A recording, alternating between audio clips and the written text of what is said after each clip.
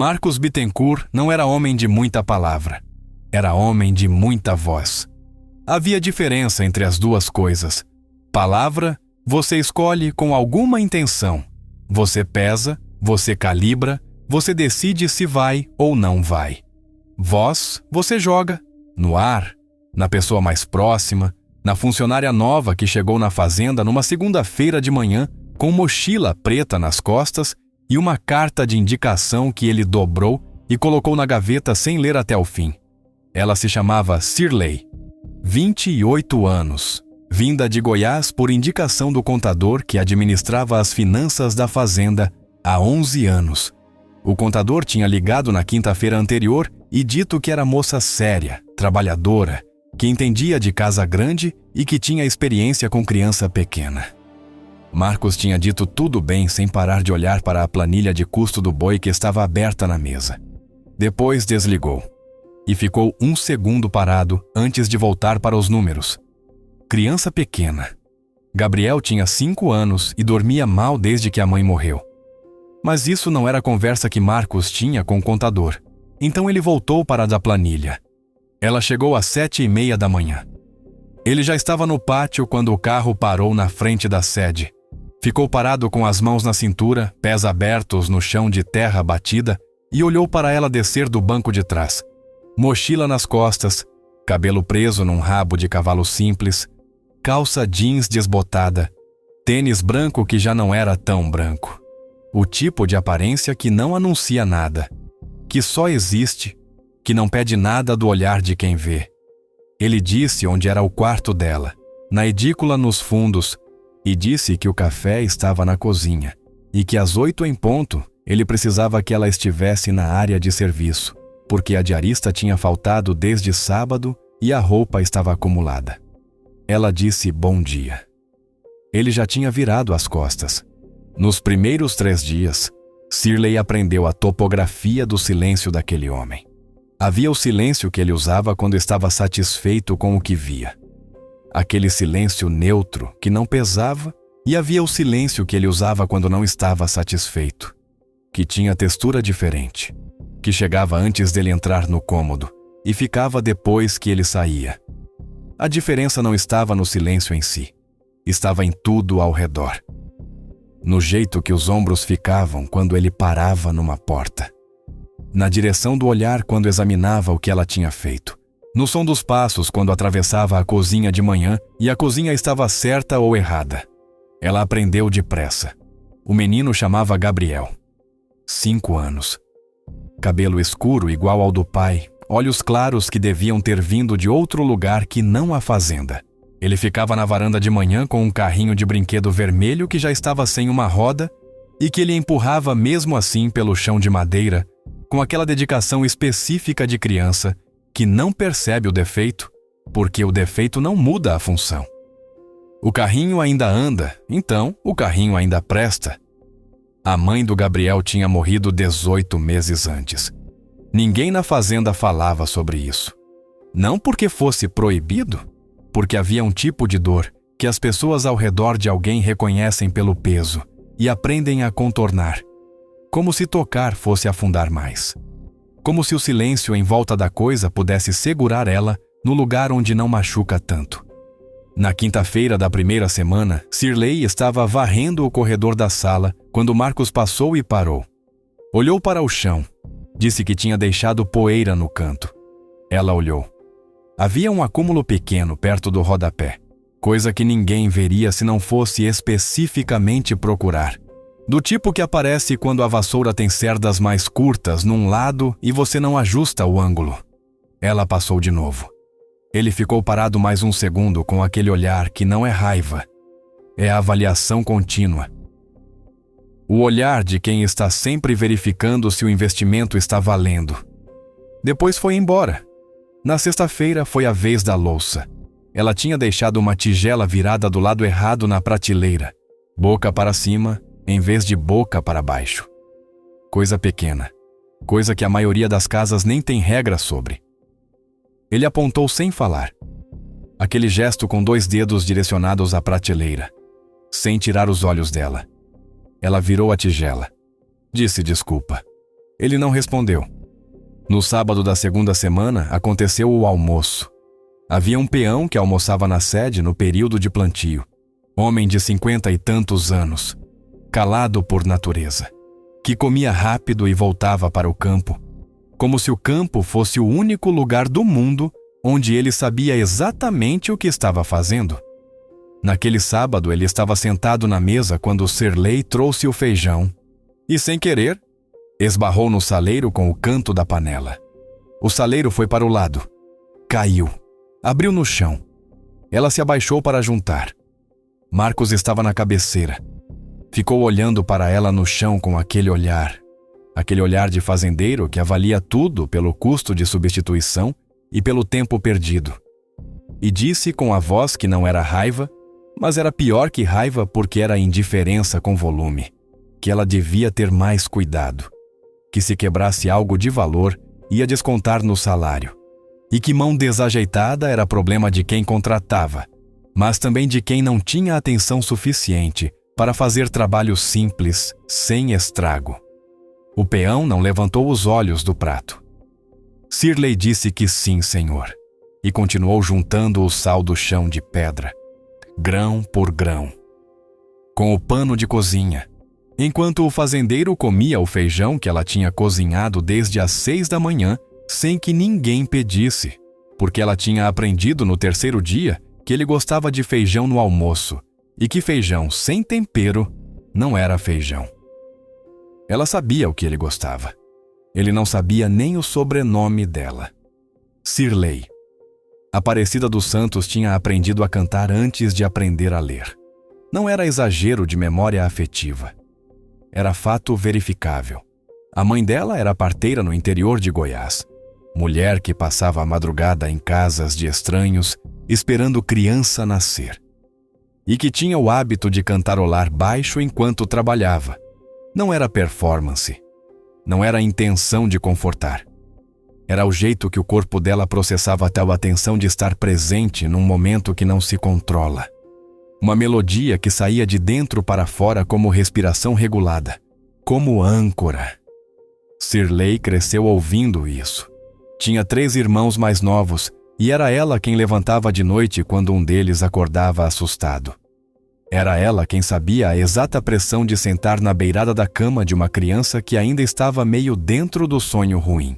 A exata frequência de voz que faz o corpo de alguém pequeno decidir que o mundo do lado de fora do sonho ainda é seguro o suficiente para voltar. Não era a técnica que ela tinha aprendido. Era a memória que o corpo tinha guardado sem avisar. Na fazenda, ela observou o Gabriel nos primeiros dias sem se aproximar, porque havia crianças que precisavam de tempo antes de aceitar presença nova no espaço delas. Criança que perdeu alguém importante tem um radar específico.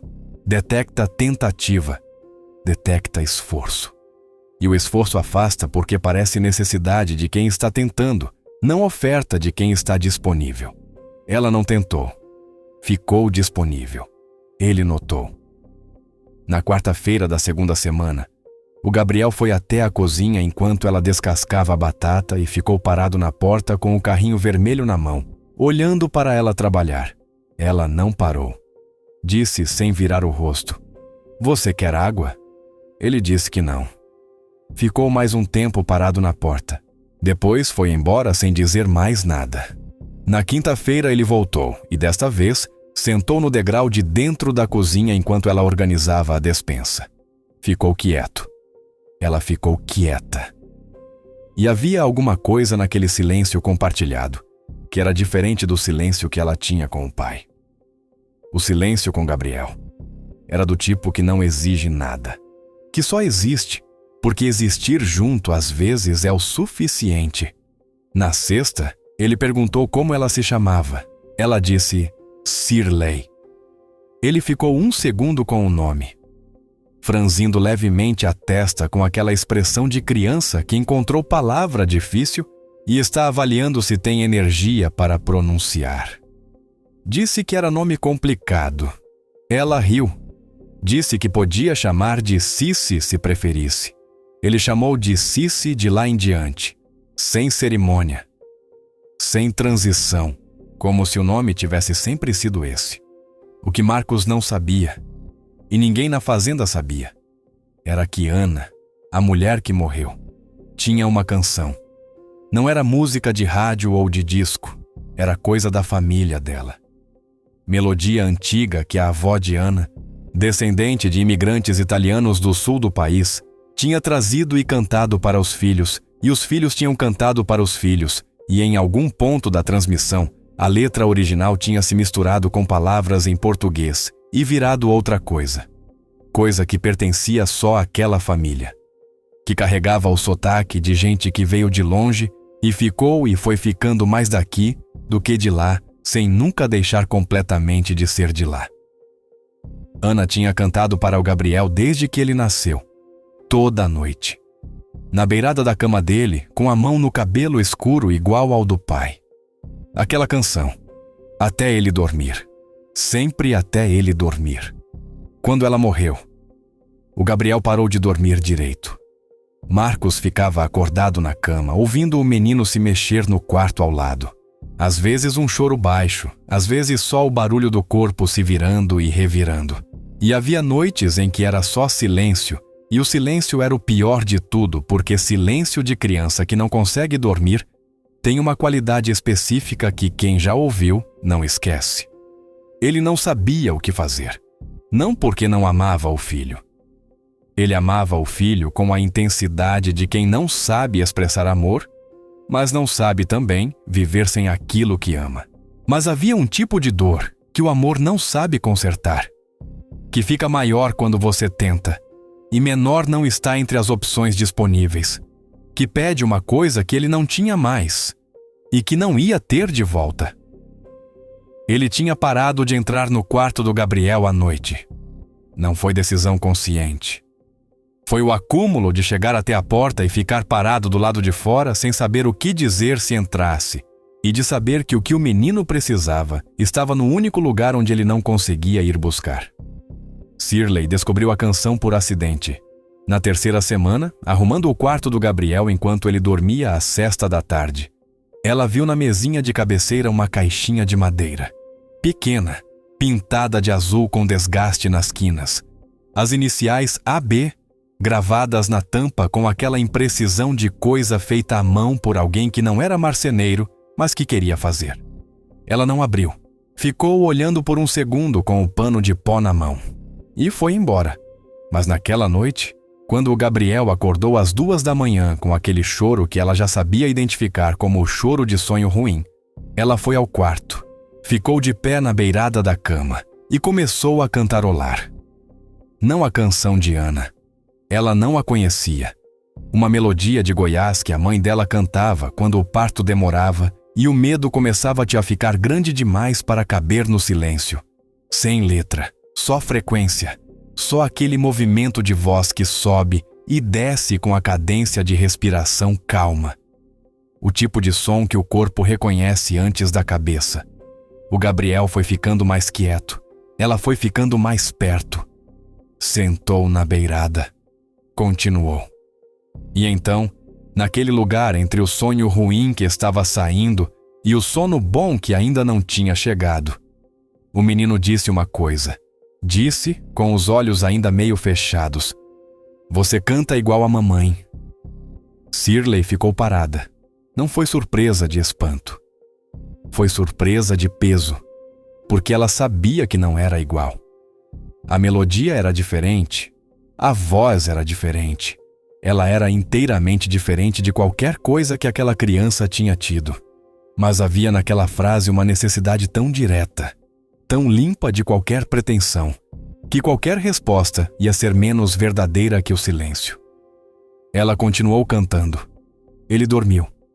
Ela ficou sentada na beirada da cama mais um tempo depois que o sono veio, com aquele peso de quem foi colocado num lugar que não pediu e que não vai conseguir sair sem levar alguma coisa junto. Ela não sabia que havia alguém no corredor. Marcos tinha acordado com o barulho dos passos, coisa que acontecia às vezes. A fazenda tinha o tipo de silêncio de madrugada que amplifica os sons que restam. E ele tinha o tipo de sono que há 18 meses não descia fundo o suficiente para não ouvir o quarto ao lado. Levantou, foi ao corredor e parou antes de chegar na porta do Gabriel. A voz chegou primeiro. Ficou parado no escuro do corredor com a mão suspensa no ar perto do batente e ouviu. A melodia não era a mesma. Isso ele reconheceu imediatamente, com aquele reconhecimento que vem do lugar mais fundo de você, do lugar que guarda as coisas que você não quer pensar, mas que guarda de qualquer jeito sem pedir sua autorização. Não era a canção de Ana, não era a melodia, não era a letra, não era nada que ele pudesse identificar como a mesma coisa. Mas havia alguma coisa que era a mesma coisa. Não na música, na intenção da música, no lugar de onde ela saía, naquela qualidade específica de voz que está fazendo uma coisa simples com toda a atenção disponível, sem público, sem propósito além do imediato, sem nada entre a voz e o menino que precisava ouvir. Ele ficou parado. O corredor tinha um piso de madeira que rangia em 2 pontos específicos, pontos que ele sabia de cor desde antes de Gabriel nascer, e que há 18 meses evitava porque o sono do menino era leve e o corredor tinha se tornado um lugar de cuidado, de movimentos calculados, de presença medida. Ficou parado num ponto que não rangia, ouviu. E então o menino disse aquilo. Disse com a voz pequena de quem está na fronteira entre estar acordado e não estar. Você canta igual a mamãe. Marcos fechou os olhos. Não foi gesto calculado. Foi o tipo de coisa que o corpo decide sozinho quando recebe algo que a cabeça ainda não sabe onde colocar. Os olhos fecharam. A mão encontrou o batente e apertou.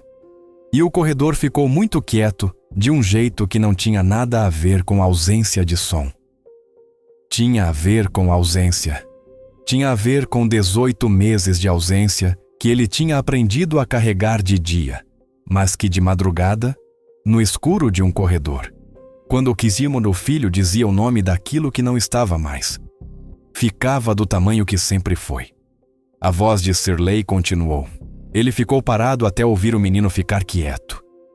Até o silêncio dentro do quarto mudar de qualidade.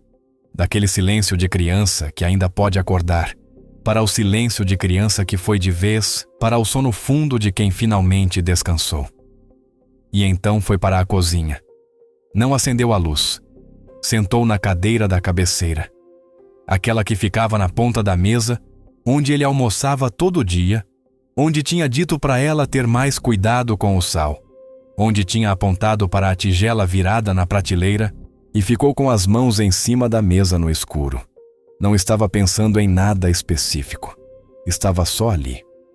Quando Shirley passou pela cozinha na direção do quarto dela, 20, talvez 30 minutos depois, ela viu a silhueta dele sentado no escuro e parou na porta com a mão ainda no batente. Ficou 1 segundo. Ele não disse nada. Ela ia continuar andando. Ia dar mais um passo e sumir pelo corredor, e deixar aquele homem no escuro da cozinha dele com o que quer que fosse aquilo. Quando ele falou, a voz era diferente. Não diferente de volume. Era baixa como sempre de noite. Diferente de textura, de onde saía no peito. Como se as camadas que ele colocava em cima de tudo durante o dia, a autoridade, a avaliação contínua, o olhar que pesa e cataloga, tivessem ficado no quarto quando ele levantou. Perguntou, onde você aprendeu essa música? Ela ficou parada na porta. Disse que a mãe dela cantava, desde pequena, que não sabia de onde a mãe tinha tirado, que nunca tinha perguntado. Ele ficou quieto. Depois perguntou, ele dormiu? Ela disse que sim. Silêncio. O tipo de silêncio que não é desconforto. É 2 estranhos num cômodo escuro que de repente são menos estranhos do que eram, sem que nenhum dos 2 tenha feito nada específico para isso. Só estavam os 2 no mesmo lugar ao mesmo tempo com a mesma coisa, ainda no ar entre eles. Marcos ficou com os olhos na mesa.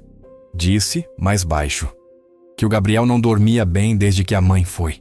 que ele ficava toda a noite ouvindo o quarto, que às vezes ia até a porta e ficava do lado de fora sem entrar porque não sabia o que fazer quando chegasse lá. E que não saber o que fazer num lugar que é sua própria casa, seu próprio filho, era uma coisa que ele não tinha palavra para descrever.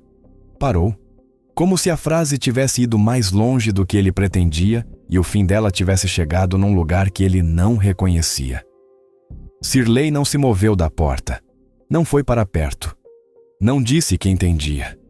Porque não entendia, não completamente. Ninguém entende o que é perder o que ele perdeu do jeito que ele perdeu. Não disse que ia ficar tudo bem, porque não sabia se ia. E havia algo naquele homem sentado no escuro da própria cozinha, que merecia não receber palavras que eram só palavras. Palavras que custam pouco de dizer e que chegam como conforto, mas saem como ruído. Ela disse que Gabriel era um menino com muita coisa guardada dentro. Que às vezes uma melodia chegava onde a palavra não conseguia, não porque a palavra fosse menos, mas porque havia coisas que o corpo de uma criança precisava ouvir antes que a cabeça conseguisse receber. Fez uma pausa. Disse que se ele quisesse, ela podia continuar indo quando o menino acordasse de noite. Que não era sacrifício. Que ela era leve de sono de qualquer jeito. Marcos ficou com aquela oferta. Ela não era a obrigação que ele estava impondo. Não era a extensão do trabalho que ele pagava. Era a oferta. Coisa que alguém dá quando quer dar, não quando deve. Ele não estava acostumado com isso. Assentiu. Uma vez, com a cabeça, sem levantar os olhos da mesa. Ela foi para o quarto, e ele ficou na cozinha mais um tempo, no escuro, com as mãos em cima da mesa e o silêncio da fazenda em volta. Aquele silêncio de madrugada no campo que é diferente de qualquer silêncio de cidade. Que tem profundidade, que tem camadas, que às vezes parece que se você ficasse quieto o suficiente, ia ouvir a terra respirando. Ele ficou quieto, não ouviu a terra, mas ouviu o quarto do Gabriel. E o quarto do Gabriel estava quieto. Quieto com a qualidade de sono de verdade. E havia alguma coisa naquele silêncio específico que era diferente de todos os outros silêncios das últimas 18 noites. Era silêncio que descansava. Na manhã seguinte, ele estava no pátio quando ela saiu da sede. Estava de costas para a porta, olhando para o campo onde os bois estavam no pasto e o sol já estava alto o suficiente para fazer o capim molhado de orvalho brilhar. E quando ouviu os passos dele, conhecia o ritmo dos passos dele como conhecia o ritmo de tudo na fazenda. E ele parou antes de virar. Como se precisasse de um segundo, como se aquele segundo valesse alguma coisa. Virou. Disse bom dia, ela disse bom dia de volta. Não foi grande coisa. Não foi aperto de mão ou reconhecimento em voz alta ou frase que desmancha o que foi dito antes sobre o sal e a tigela e a poeira no canto. Foi bom dia, com a inflexão de quem diz bom dia de verdade, de quem olha para a pessoa quando diz. E foi o suficiente, porque há coisas que a dureza constrói em anos de prática. Camadas sobre camadas de homem que aprendeu que sentir alto demais é perigo. Que se mostrar é fraqueza. Que a fazenda funciona quando tudo está no lugar certo, e o lugar certo não inclui emoção como variável. E há coisas que uma melodia no escuro de um corredor, cantada por uma mulher que nem sabia que estava sendo ouvida. Para um menino que disse você canta igual a mamãe, sem saber que o pai estava do lado de fora ouvindo.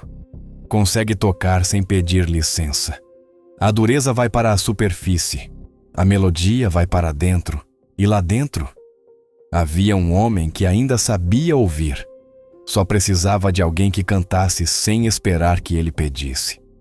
Se você ficou até aqui, você sabe que essa história não é sobre julgamento. É sobre o que acontece quando a vida endurece alguém por fora. E chega alguém com a coisa certa, na hora certa, sem saber que estava chegando.